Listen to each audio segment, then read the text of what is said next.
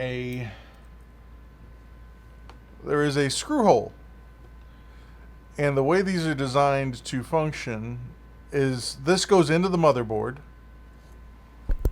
And then once this is screwed into the motherboard, the SSD has a little notch on the back that lines up with this. And then you put a screw in the top of that.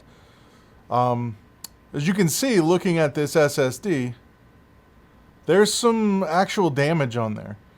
Now, whether or not that actually will kill this entirely is, up for debate.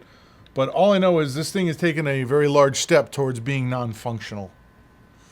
So pay attention.